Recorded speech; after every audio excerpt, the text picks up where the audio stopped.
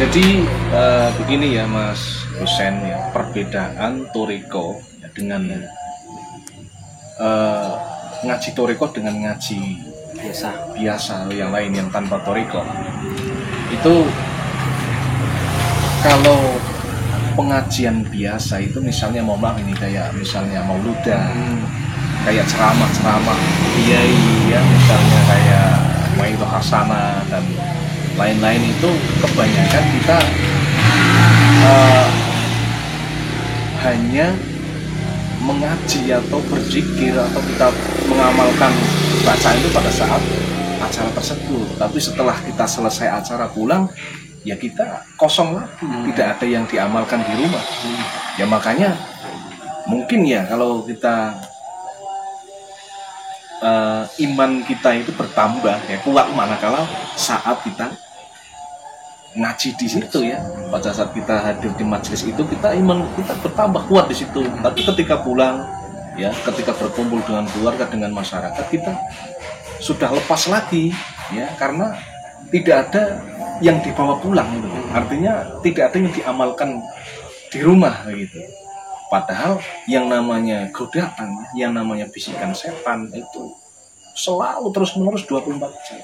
Nah, makanya kalau dalam thariqah itu bukan hanya kita ngaji ilmunya, tapi ketika kita sudah pulang, misalnya kita ya di majelis manakiban, kemudian di situ ada kita talqin fikir ya di Suryalaya.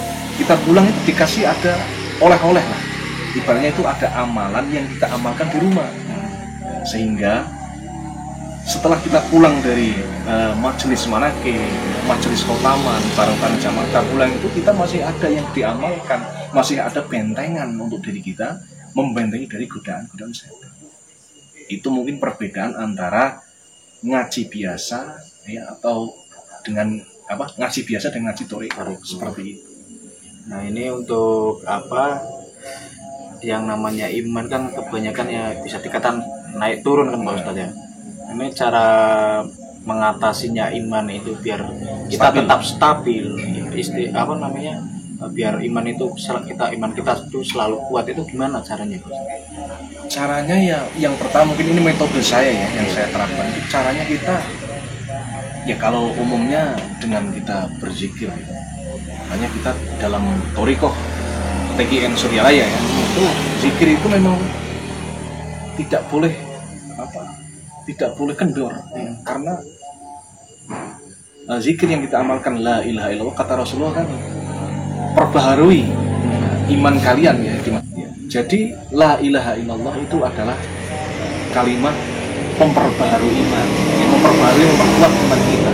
Jadi untuk kita supaya stabil, supaya bertambah iman kita ya, tambahlah zikir la ilaha illallah. Kita itu kata Rasulullah. Nah, tapi ketika kita juga mau zikir kadang kita males. Nah, makanya ini perlu kita berjamaah, perlu kita sering kumpul dalam majelis manakib, dalam majelis khotaman.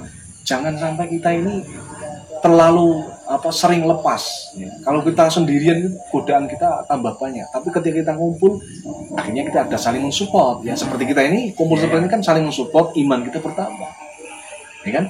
Di dalam majelis manakib, di dalam majelis khotaman ada orang-orang soleh di situ ya, yang mana orang-orang soleh ini ciri-cirinya apabila kita melihat wajahnya, iman kita langsung bertambah. Pernah seperti itu? Ya, maksudnya ya, makanya di dalam majelis manakib, majelis utama itu berkumpul orang-orang soleh, kita bergabung di situ, melihat wajah beliau-beliau ya, yang orang-orang soleh, iman kita bertambah secara otomatis. Mungkin begitu maksudnya.